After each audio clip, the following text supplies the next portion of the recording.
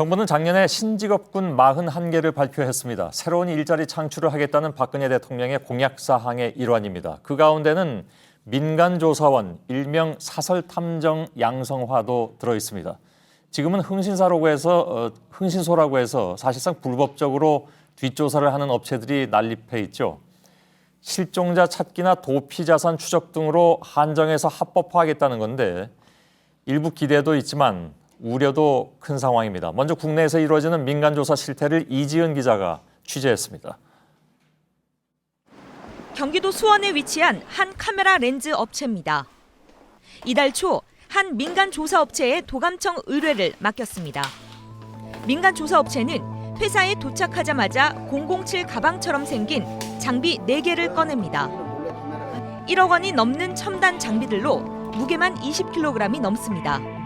하고 외국에 수출도 나가고 있는데 기술이 계속 유출되고 있습니다. 건물 자체에 도청기에서 기술이 유출되는 것 같아서 그걸 파악하면 진위 파악을 하기 위해서 그렇게 해서 한 직원이 도감청 여부를 확인하기 위해 신호 체계를 점검합니다. 불법 주파수로 작동되는 도청기가 있으면 숫자가 딱 정지를 합니다.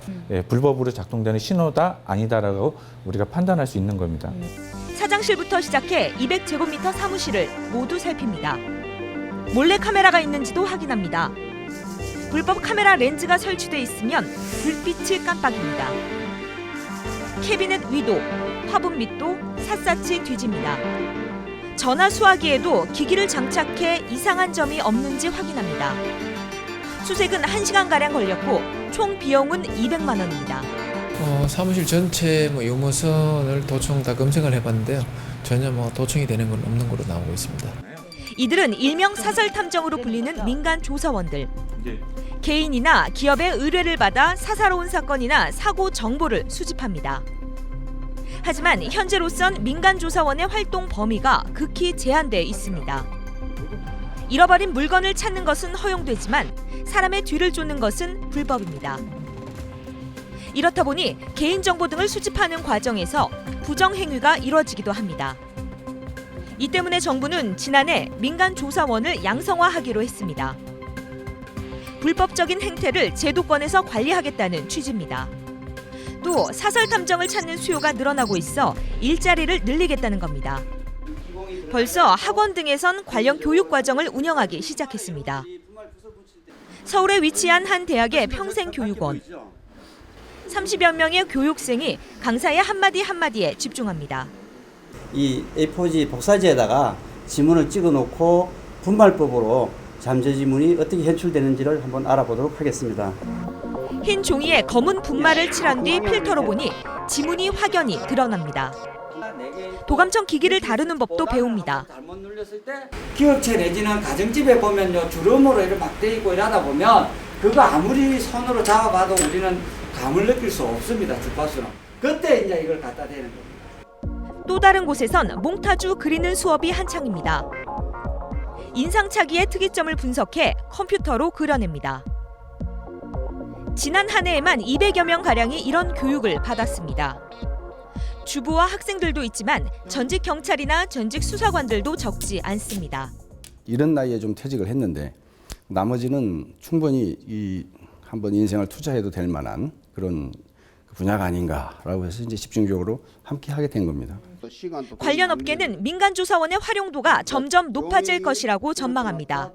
가출이나 해외 도피 사범이라든지 피해 사실에 대해서 채권 채무 관계뿐만이 아니고 일단 분실물, 유실물 같은 경우도 있고 특히 실종 가출인 가족을 둔 이들은 적극 환영하는 분위기입니다. 경기도 안산시의 고잔역. 70대인 손양비 씨는 이곳에서 10년째 전단지를 돌리고 있습니다. 아이고 아들 찾고 싶은 마음이 굴뚝 같죠. 잠을 한숨도 못 자고 있어요. 경찰에 실종 신고를 했지만 큰 도움을 받지 못했다고 말합니다. 고민 끝에 한 심부름센터에 의뢰했지만 돈만 날렸다고 토로합니다. 사진을 찍어오든지 하면 내가 돈을 300이고 200 주마. 또 사양도 하더라고요. 안 된다고. 찾으면 다면 얼마라도 사례를 해야 되는데. 하지만 현행법상 목적이 선하다 해도 비용을 지급하며 개인정보를 수집하는 행위는 금지돼 있습니다. 민간 조사원의 역할을 어디까지 확대할 것이냐를 두고 논란이 불가피해 보입니다. JTBC 이지은입니다. 네, 이렇게 사설 탐정이 활성화되면 제한된 경찰 인력으로 해주기 힘든 미아 찾기 같은 서비스를 대신 할 수 있게 되기도 합니다. 다만 이렇게 될 경우에 경찰의 이런 활동이 크게 줄어서 결국은 돈 있는 사람만 양질의 서비스를 받게 되는 게 아니냐 이런 우려도 나오고 있습니다. 또 이들의 활동에 대한 감시가 제대로 이루어지지 않으면서 사생활 침해 논란도 커질 것으로 보입니다. 정부는 새 일자리라고 발표만 해놓고 이런 문제에 대한 대책은 손을 놓고 있다라는 지적을 받습니다. 고석승 기자입니다. 지난해 1월 4일 낮 4시 고속도로 순찰차가 시속 150km로 한 차량을 뒤쫓습니다. 달아나던 차량은 경찰이 공포탄을 쏘자 결국 도주를 포기합니다. 질주하던 차 안에는 흉기에 찔려 숨진 채 모 씨의 시신이 실려 있었습니다. 전 부인 이 모 씨가 불법 심부름센터에 사주한 겁니다. 불법 심부름센터 직원들이 받은 착수금은 195만 원. 이혼한 전 남편에게 결혼 후에 준 돈을 받아서 달라는 부탁을 받고 불법 심부름센터나 흥신소 등을 통해 개인의 사생활을 파헤치는 범죄가 늘고 있습니다. 이런 폐해를 막기 위해 민간조사원 자격과 업무 범위 등 법적 근거를 마련해 양성화시켜야 한다는 목소리가 높습니다. 하지만 불법 부당행위가 더 빈번해질 것이라는 지적입니다. 다른 각종 그 증거 관계 같은 것들을 뒷조사를 해달라든가 이런 것들을 요청을 하는 것인데 그와 같은 것이 현행 헌법상의 프라이버시를 명확하게 침해를 하고 아무리 법적 장치를 마련한다 해도 불륜조사 등에 악용될 가능성도 제기됐습니다. 또 서비스 혜택은 결국 돈 있는 사람만 양질의 혜택을 누릴 것이라는 지적도 있습니다. 이에 대한 반론도 만만치 않습니다. OECD 회원국 중 대부분이 이미 민간조사원을 공식화했다는 주장입니다. 미국은 각 주별로 자격 요건이 규정돼 있습니다.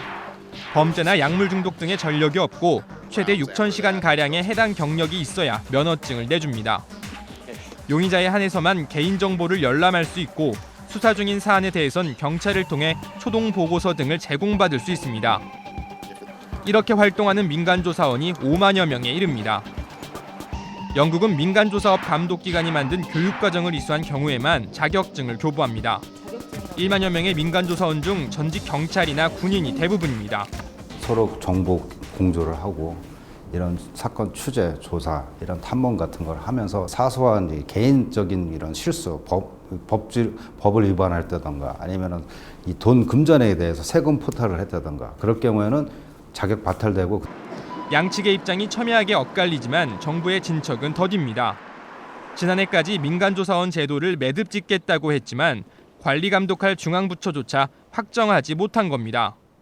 피해자와 가해자가 뒤바뀌는 억울함을 줄여나가는 데 목표가 있습니다. 경찰청하고 법무부하고 서로 지금 계속 힘겨루기 하고 있기 때문에 정해지지가 안 된 상태죠. 민생 서비스에 대한 수요도 만족시키고 사생활 침해도 불식시키는 제도 마련이 시급해 보입니다. JTBC 고석승입니다.